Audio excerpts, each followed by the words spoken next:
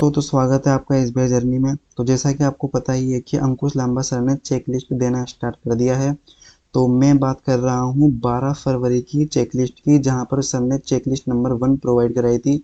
तो उस checklist number 1 की हम पहली पजल लास्ट वीडियोस में सॉल्व कर चुके हैं। तो आज हम करेंगे इसकी पजल नंबर 2। तो अभी तक अगर आपने चैनल को सब्सक्राइब नहीं किया है तो सब्सक्राइब कर देंगे, बेल आइकन को प्रेस कर देंगे ताकि आगे आने वाली वीडियोस की नोटिफिकेशन आपको मिलते रहे।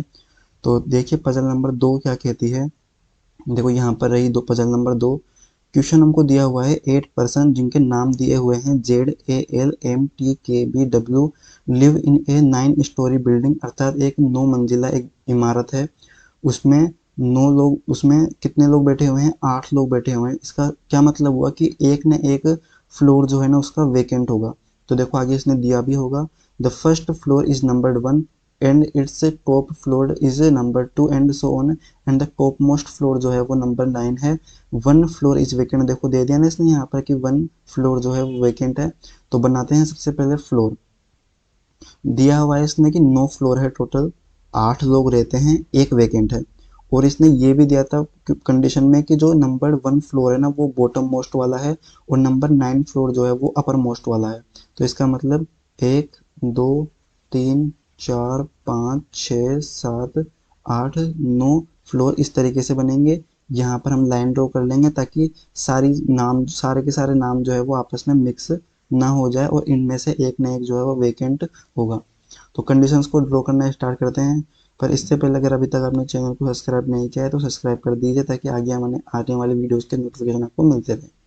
तो कंडीशन को ड्रॉ करते हैं। W lives on an even number floor, अर्थात डब्ल्यू जो है वो इवन नंबर फ्लोर पर रहता है। अब इवन नंबर फ्लोर क्या होते हैं? 2 4 6 8 10, इन सबको बोलते हैं इवन नंबर फ्लोर। ठीक है, और 1 3 5 7 9 इनको बोलते हैं ओड नंबर्ड फ्लोर। तो अगली कंडीशन दी हुई है, there are 3 floor between A and T, अर्थात ए और टी के बीच में जो है 3 फ्लोर है। तो 1 2 3 यहाँ पर आ जाएगा टी। ए लिव्स अबव टी, टी के ऊपर जो है वो ए रहता है, तो यहाँ पर तीर का निशान बना करके लिख देंगे हम ए। अगली कंडीशन दी हुई है, the vacant floor is an odd numbered floor, तो जो वेकेंट वाला आएगा ना ऐसा वेकेंट, वो आएगा ओड नंबर फ्लोर पर। अगली कंडीशन दी हुई है, Z lives in even number floor above the floor number 5, इसका मतलब 5 के ऊपर जेड जो है ना, यह 5 है, एस नहीं है, ये 5 है। तो 5 के ऊपर जेड जो है वो इवन नंबर फ्लोर पर आएगा, तो यहाँ लिख देते हैं हम even number floor. 2 person live between Z और एम, जेड और एम के बीच में 2 पर्सन्स रहते हैं। अब आपने एक चीज नोट की होगी, मैंने यहाँ पर तो बनाए थे डॉट, पर यहाँ पर बनाए मैंने 2 छोटी छोटी सी लाइनें। तो मैंने ऐसा क्यों किया?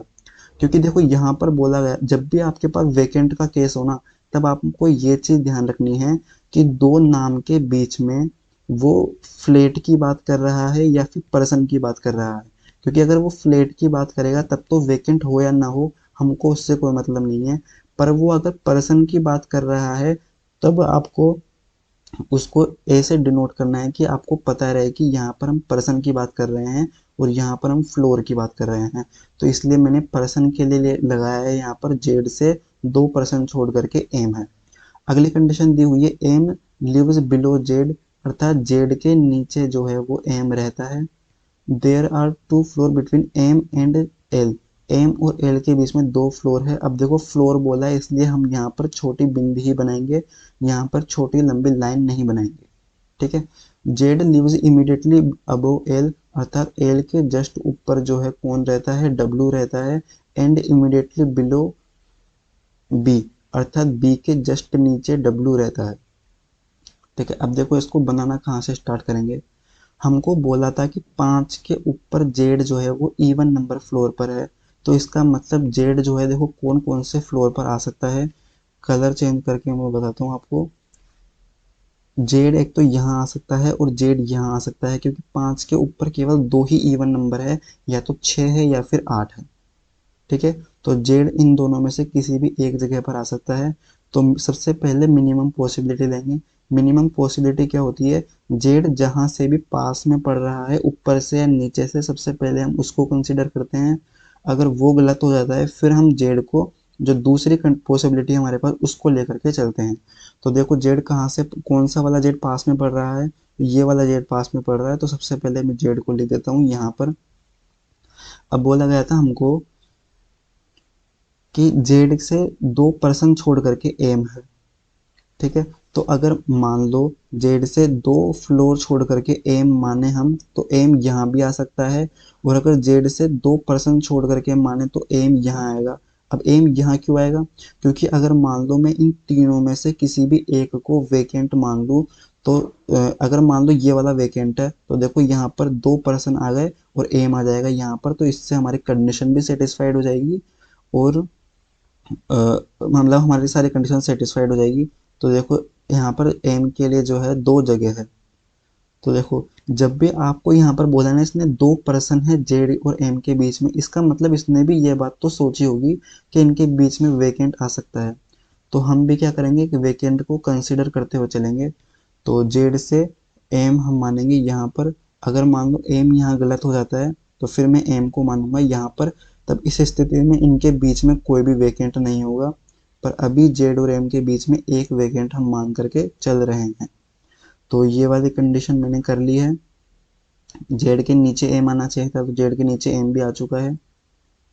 ये वाली कंडीशन भी हो चुकी है, जेड इवन पर है।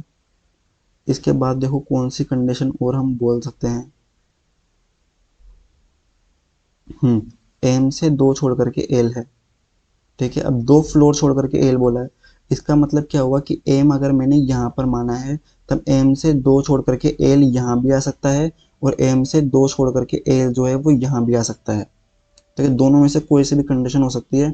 तो ए कंडीशन को अगर मान लो मैं एल को यहाँ पर कंसिडर करके चलता हूँ, तब हमको बोला गया था कि एल के जस्ट ऊपर डब्ल्यू है, पर यहाँ तो देखो एल के जस्ट ऊपर जेड है। इसका साफ साफ मतलब है कि हम एल को 7 पर तो मान ही नहीं सकते कैसे भी करके। तो एल को मैं 7 से हटा देता हूँ, और एल को मैं लिख देता हूँ 1 पर, ठीक है। इसको भी काट देते हैं। एल के जस्ट ऊपर बोला था मुझे डब्ल्यू, और डब्ल्यू के जस्ट ऊपर बोला था मुझे बी।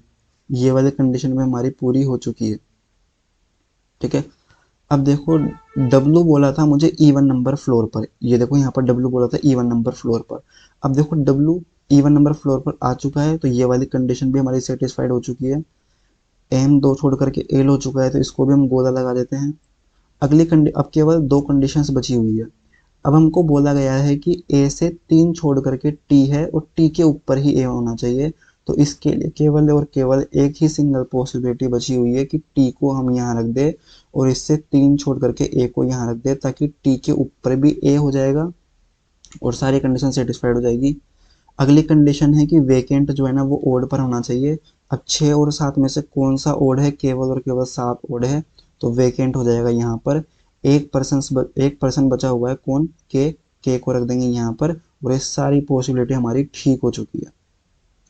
अब अगर मान लो हमारी ये वाली कंडीशन जो है वो गलत हो जाती, तब हम क्या करते, एम को यहाँ ना मान करके एम को यहाँ मानते और फिर पजल को सोल्व करते, ठीक है। तो आंसर एक बार मैच कर लेते हैं।